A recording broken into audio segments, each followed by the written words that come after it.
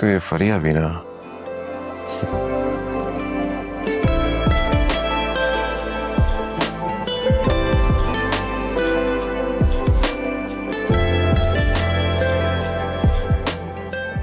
आलिया की 6 miss calls. तुम्हारे gift और फ्लावर्स तुम यहीं घर पे भूल गए थे, तो मैंने ड्राइवर के हाथ तुम्हारे घर भिजवा दिए हैं। फरिया ने क्या वॉइस रिकॉर्ड भेजा? अब क्या बोल रही है? तुम्हारे गिफ्ट और फ्लावर्स तुम यहीं घर पे भूल गए थे, तो मैंने ड्राइवर के हाथ तुम्हारे घर भिजवा दिए हैं।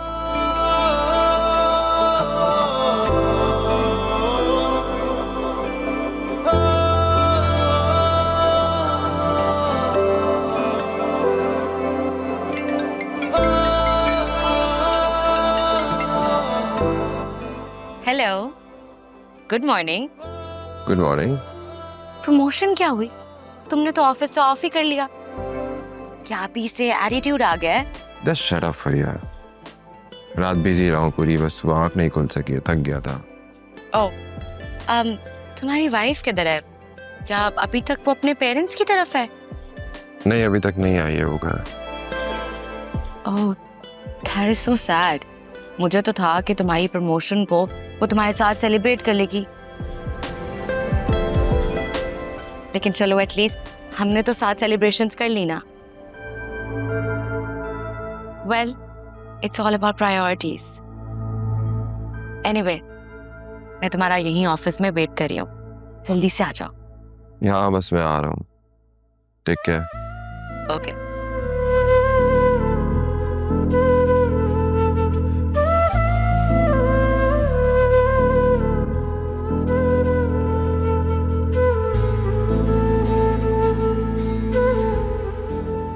वासे, जी मम्मी। मैंने सुनैरा को निकाह के लिए राजी कर दिया। अच्छा ये तो बहुत अच्छी बात है। तुम एक काम करना, आज अपनी दादी को साथ लेकर शान के घर चले जाना और सारे मामलात तय कर लेना। कौन से मामला? अरे भाई, 100 बातें डिस्कस करनी होती हैं निकाह से पहले। तुम्हें परेशान होने की जरूरत नहीं है उसके लिए। दादी है ना, उन्हें सब पता है, वो सारे मामलात तय कर लेंगी। बस आज लाजमी तुम दोनों चले जाना। मम्मी, मैं खुद ऑफिस के लिए इतना लेट हो चुका हूँ, वापसी कब तक आऊंगा कुछ कह नहीं सकता। ज्यादा फालतू बातें करने की जरूरत नहीं है वासे। अरे भाई, मैं कौन सा ये कह रही हूँ कि तुम वहां डिनर के लिए जाओ। 9-10 बजे तक दादी को साथ ले जाना, 1-8 घंटे में सारे मामलात तय हो जाएंगे। वापस आ जाना। मैं अगर इद्दत में ना होती तो मैं खुद चली जाती, मैं सारे मामलात खुद देख लेती बेटे। और हाँ, खबरदार, आलिया को कुछ बताने की जरूरत नहीं है। उसने तो कसम खा रखी है कि मेरे हर मामले की मुखालफत करेगी। अरे कौन किसके खिलाफ है? आलिया की बात कर रही थी मैं। वो जुनैरा के निकाह के सख्त खिलाफ है। वो निकाह के खिलाफ नहीं है, वो सच छुपाने के खिलाफ है। और उसकी बात से मैं भी पूरी तरह से मुत्तफिक हूँ, क्योंकि जितना मियाँ बीवी का रिश्ता मजबूत होता है ना, उतना ही कमज़ोर भी होता है। कई बरसों के बाद भी अगर कोई बात पता चल जाए तो शौहर के दिल में खुटका आ जाता है। और मेरी मिसाल ले लो तुम। अरे मेरे तायाज़ाद भाई के साथ मेरी बात चली थी थोड़ी सी, और फिर ख़त्म भी हो गई। लेकिन तुम्हारे बाबा जान को पता चला तो उन्होंने मुझे जिंदगी भर शकील के सामने आने ना दिया। हाँ, यकीनन अब्बा जी को ये बात किसी खानदान वाले से ही पता चली होगी, लेकिन हमारे मामले में तो ऐसा कुछ नहीं है ना। अब हम खुद तो अनीता और शान को अपने घर की बात बताने से रहे, इसलिए आप बेफिक्र रहें, कुछ नहीं होगा। चलो बेटा, अब तुम जाओ जल्दी से ऑफिस। मैं अनीता को फोन करके रात 9 बजे का टाइम दे रही हूँ। हाँ, आप लोग बातें करें, मैं टेक केयर। और आप भी ना आलिया की तरफ फजूल बातों में दिमाग मत लगाया करें, सब ठीक हो जाएगा। वासे,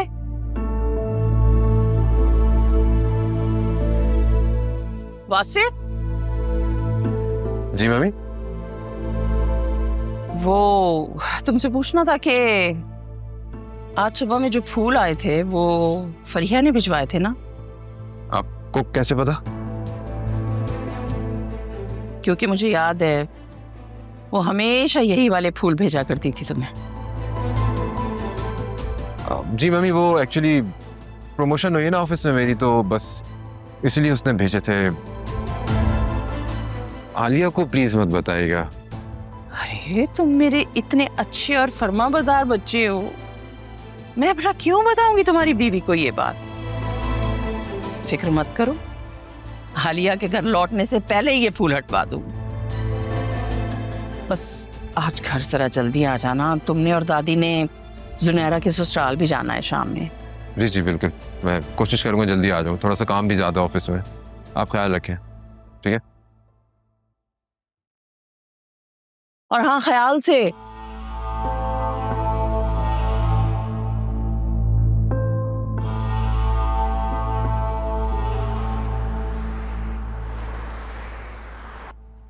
ऐसा कैसे हो सकता है? एक आदमी जिसके खिलाफ इतने मुकदमे चल रहे हो, वो यूं बेल पे दंदनाता फिर है। अजीब जंगल का कानून है। अकरम, तुम्हें मेरी कसम है, तुम उसके ऑफिस बिल्कुल भी नहीं जाओगे। तुम उस आदमी से दूर रहोगे, उसके नजदीक बिल्कुल भी नहीं जाओगे। अगर वो इवन रास्ते में तुम्हें कहीं नजर आ जाए ना, तो तुम अपना रास्ता बदल दोगे। हाथ में चूड़ियां पहनी, मैं चूड़ियां पहन के बैठ जाता हूं। वो जेल से वापस आ गया, इतनी आसानी से पीछे नहीं हटेगा। बस मुझे नहीं पता, मैंने कह दिया सो कह दिया, तुम उसका पीछा नहीं करोगे।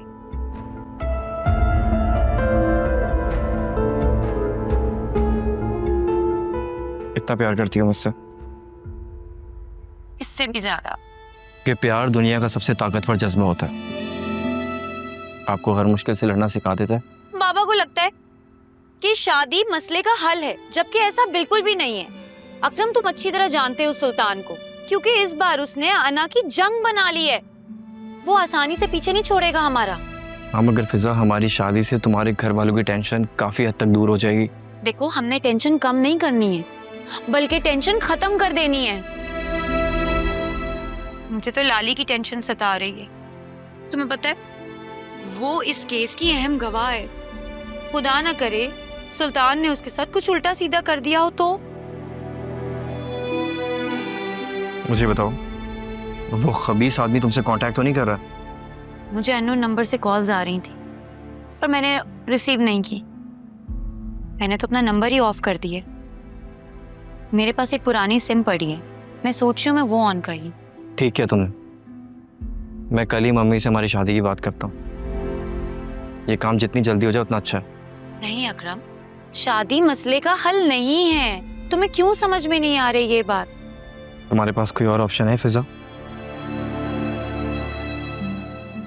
कुछ नहीं है, मुझे नहीं समझ में आ रही।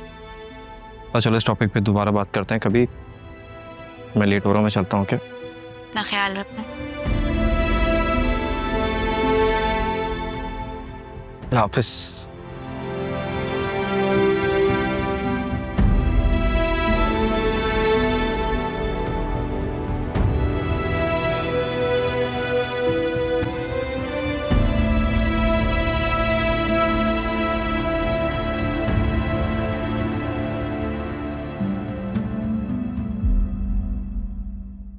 क्या बात है, इतनी गुमसुम क्यों बैठी हो? बस ऐसे ही सोच रही थी। अभी तो सब कुछ ठीक होना स्टार्ट हुआ था, फिर से सब खराब होने लगा है। हर आहट दस्तक पर वही खौफ, बेचैनी फिर से शुरू हो जाएगा। तुम परेशान मत हो, इंशाल्लाह कुछ नहीं होगा। और पुलिस इन्वेस्टिगेशन कर रही है ना, और तुम देखना वो अपनी सारी जिंदगी सेंट्रल जेल में गुजारेगा इंशाल्लाह।